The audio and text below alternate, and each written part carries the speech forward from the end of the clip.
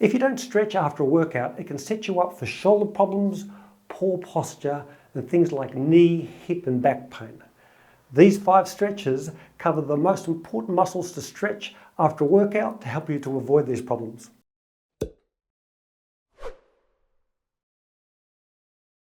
Virtually any leg workout, be it cardio or weights, tightens the rec fem muscles in the front of the thighs. When this muscle is tight, it pulls the front of your pelvis down, compressing your lower back joints.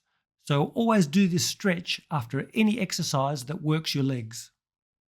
The easiest way to stretch your rec fem without overarching your lower back is to lie face down on a firm surface, pull your foot towards your pelvis until you feel a slight stretch in front of your thigh, and then push your pelvis into the floor.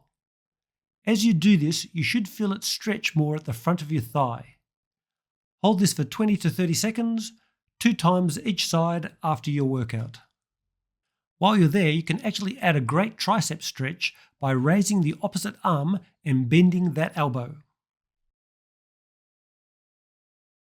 Most leg exercises tighten the ITB and the outer quads too.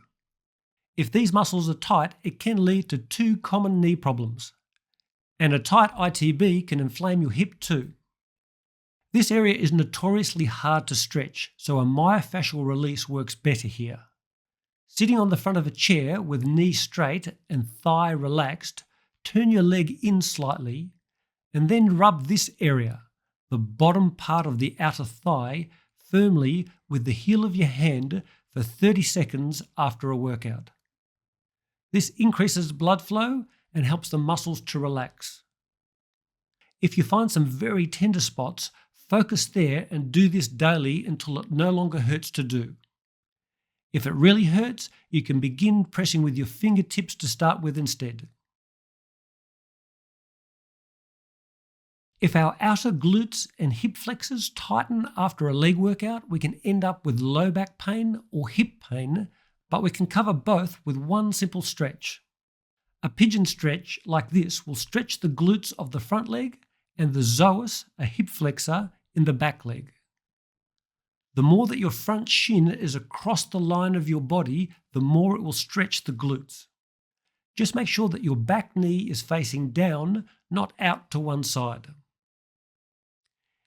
If the stretch is a bit too intense, you can bend the front knee more, you can take more of your weight with your hands, or just do a figure 4 stretch instead, especially if your knees tend to get a bit sore.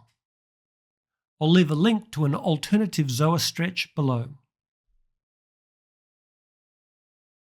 A lot of upper body workouts tighten the pecs, and tight pecs drag our shoulders in and down, ruining our posture and predisposing us to shoulder issues.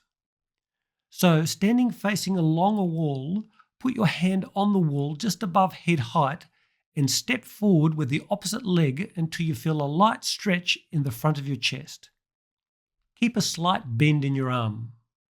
You can just hold it there, but you can also turn your toes in towards the wall and do an eccentric stretch instead.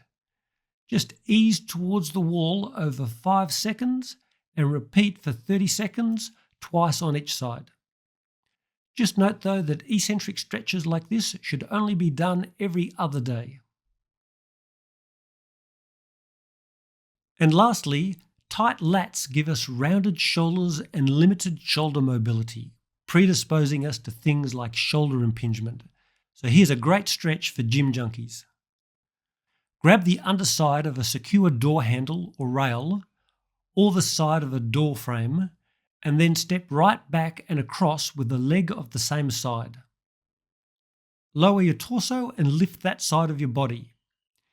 If you feel a definite stretch down the side of your body, hold it for 20 to 30 seconds, 2 times each side after your upper body workout.